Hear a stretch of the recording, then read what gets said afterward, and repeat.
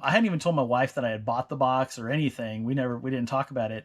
And when I saw that all happen and he sent me the message back, I told her, and she was just like, what? Somebody bought an empty box for $80?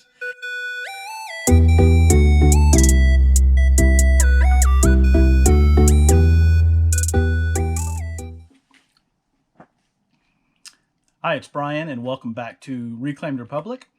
We're going to take a look at sales on eBay from last week. That's going to be December 9th through December 15th.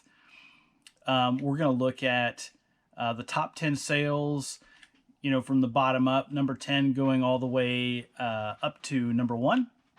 So last week was, for the third week in a row, was my best week of sales on eBay ever. Last week I had 46 items sell on eBay, and it was it was crazy to say the least.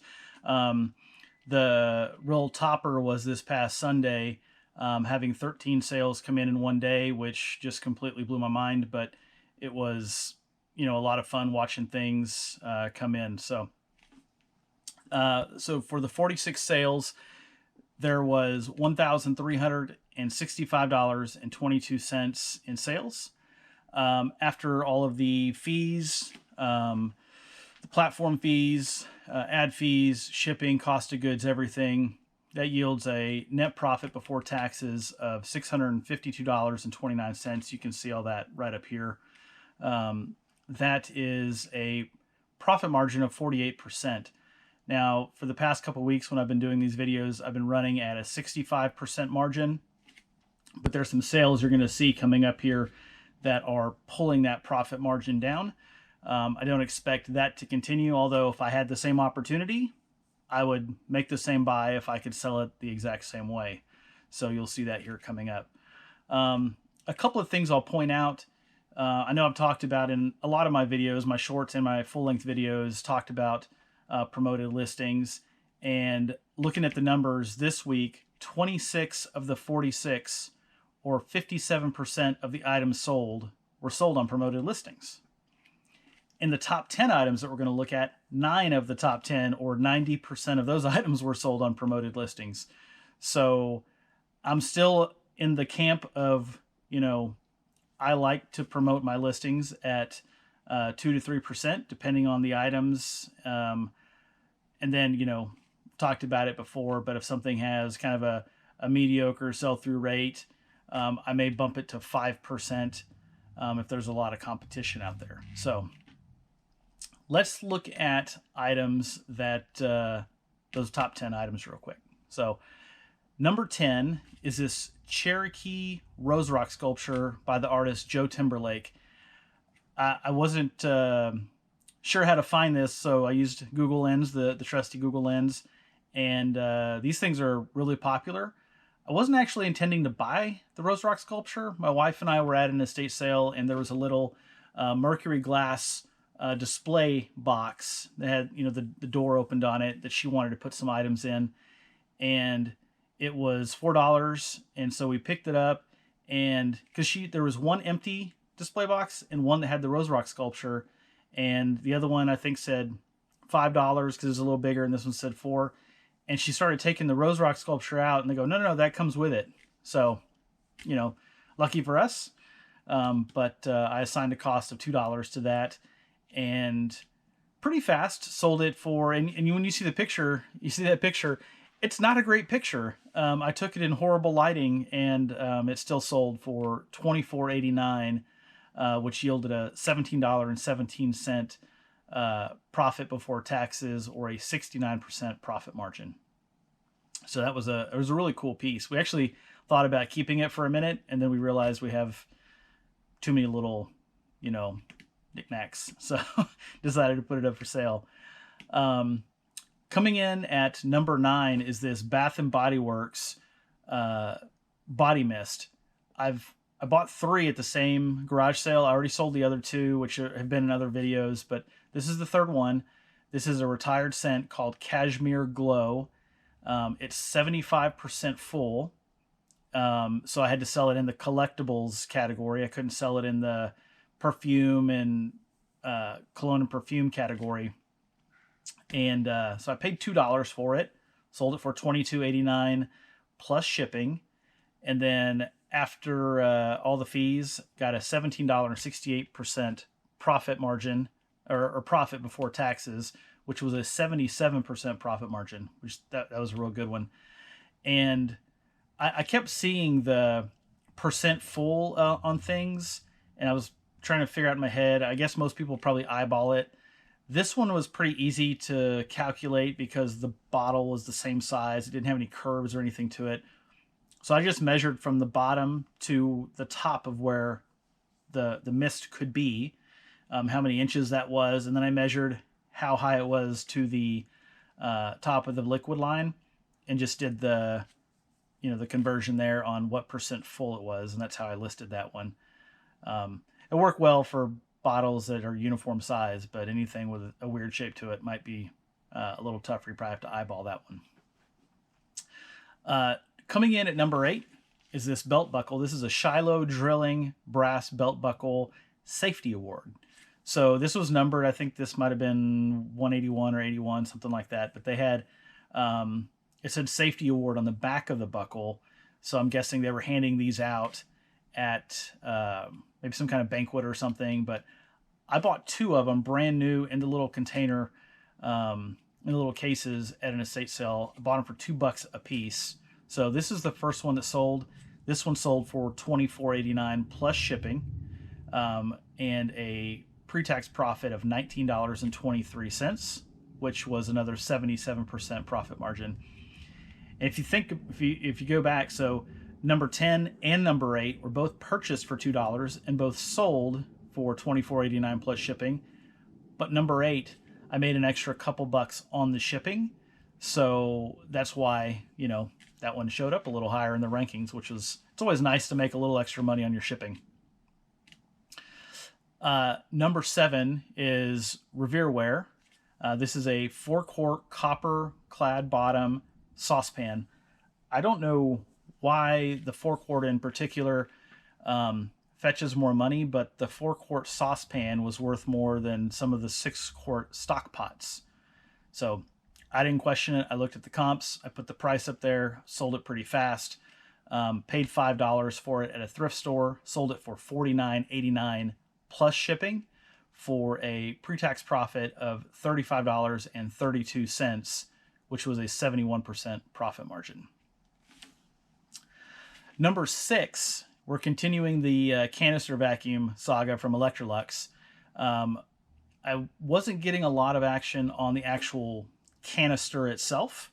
So as I saw people interested, I started sending offers. I thought it would have sold faster, but so I sent out a 15% offer this past week, and somebody bought it. So that one has an assigned cost of $22 and a selling price of $84.91 plus shipping, with a pre-tax profit of $42.76, or a 50% profit margin.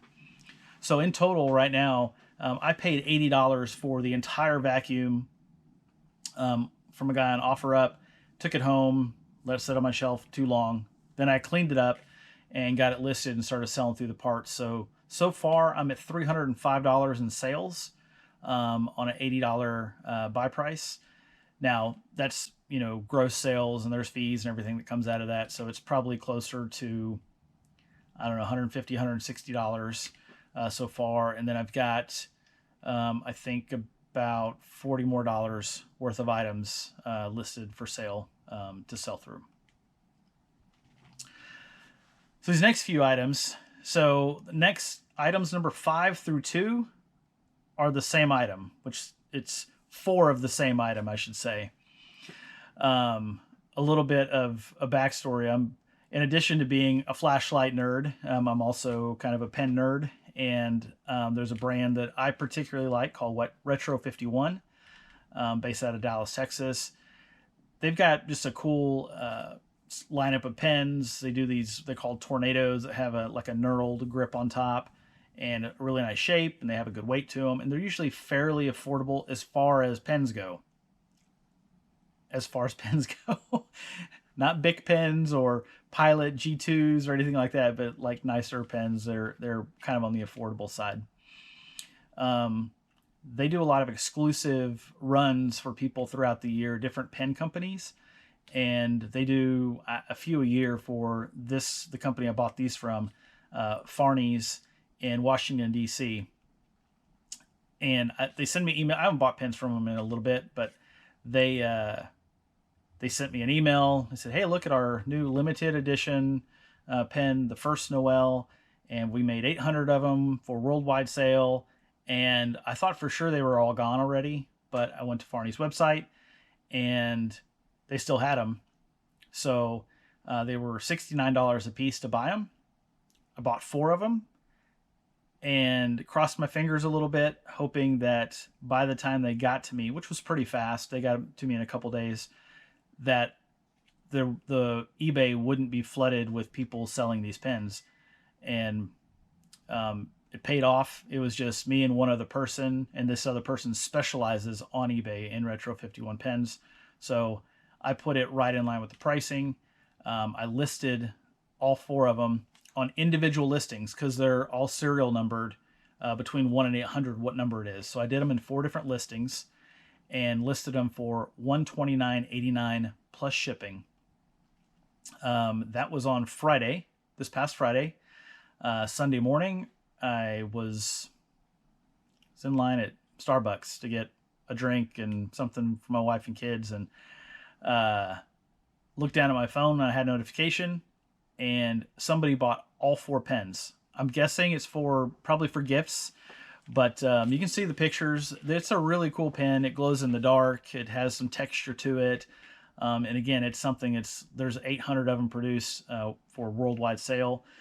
So somebody's getting a really cool pen. I was very happy it paid off. I was happy to see him go out the door. That was a really cool one. I don't know if I buy that many all at one time for a seasonal thing in the future, but maybe. Let's talk again next Christmas and see how that goes. So, and then getting down to number 1. This was interesting. This goes back to whenever I go to a yard sale or an estate sale or wherever, thrift store. This was the 3rd day of an estate sale, and I walked in and I'm looking around. On the door, there was about 10 of us in line. On the 3rd day, on the door it said everything is $1 except for furniture. So well, that's promising. Probably find some stuff there. And I did find a handful of things.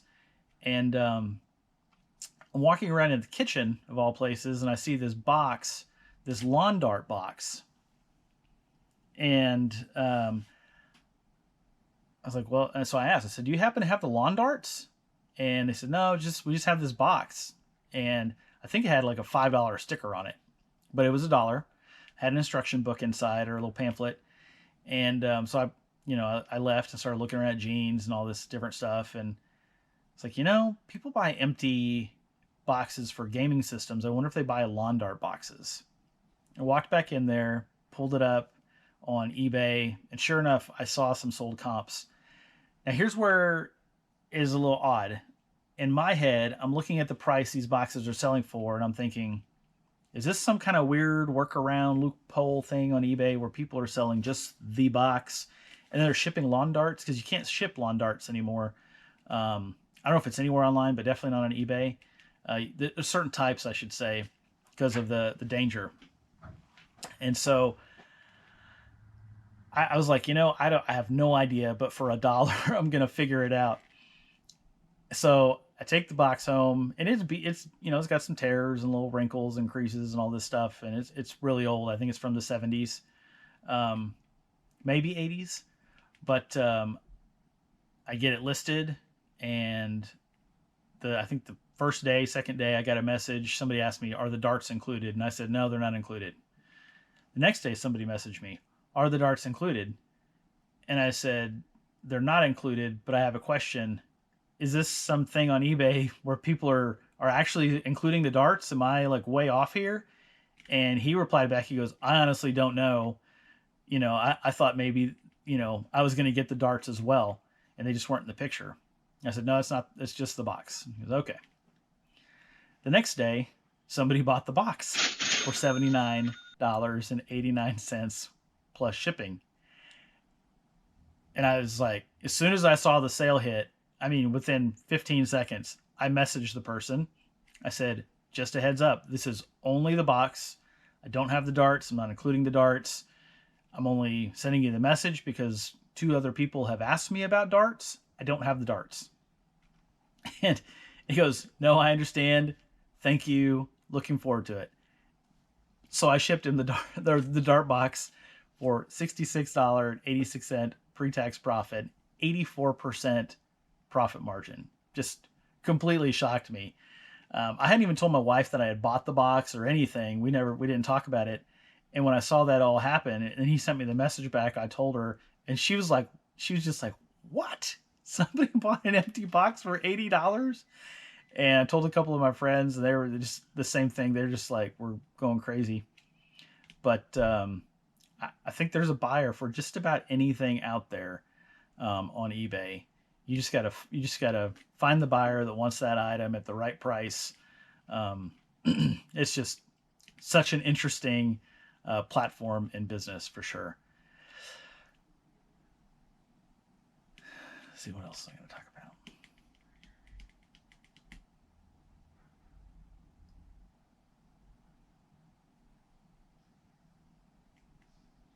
So I had a video I had a video earlier this week talking about pots and pans and my process and when you should really have them up listed for the holidays. And I think you should probably have them listed by about mid-October as people start thinking about, so Thanksgiving, Christmas, New Year's, family type dinners and stuff like that. People cook and every day, and people buy pots and pans every day, but there's definitely a lot more activity around the holidays. So you'll see sales ramp up. This is the first year I was semi-prepared. I wasn't prepared for Thanksgiving. I had a stash of pots and pans over here that I hadn't cleaned or gotten ready for sale yet. And about a week and a half ago, I just got after it in one big batch, and I got everything cleaned up and listed for sale. And last week, out of the 46 items that were sold, 10 of them were pots and pans. So there was, a fair amount of action there. Had one permanent stainless steel, and I think everything else was Revereware, which I have the most of, Revereware. Even one was the stainless steel piece, not all copper clad. But just a reminder to make sure you're paying attention to items that have seasonal lift to them, and that you have those available for sale. If they're sitting in your pile of items, your to be listed pile, I've got some to be listed boxes. But if you have, whatever season's coming up, or you're right in the middle of, just make sure and pick through that stuff and get the right stuff listed at the right time. One other thing that I was talking about last week was delisting and selling similar. I ran into an interesting thing this week where I had 2 items, and they're way far down on the ranking list, but I had 2 items that sold back to back. I mean, it must have been within 30 seconds of each other, because when I got the alerts from eBay, I got them at the same time. But we were sitting down for lunch Sunday afternoon, and I delisted. We're at a restaurant. I delisted and sold similar, about 10 items, and 10 or 12 items. And these 2 items were in that batch. And it was about 3 hours after that, they both sold back to back. So I got those shipped out the door. So there's definitely some power to delisting and selling similar, going through your inventory and making sure you're keeping it clean and active, and then just consistently listing as well. So I was very consistent with the way I've been listing the past few weeks, and it's really been paying off in the sales. Well, that's it for this week. I appreciate you watching. Our subscriber count for the channel has gone way up. About a week ago, we were sitting around 13 to 15, and right now we're a little bit over 40. So I really appreciate everybody who's watching videos and subscribing to the channel. If you're not subscribed and you enjoy this content, you find it useful at all, I ask maybe you consider subscribing. If not, totally up to you. If you have any questions or comments, please leave those down below. I'll be happy to respond to those as soon as I see them. I'll be back next week with another video like this for this week's sales. Have a great day.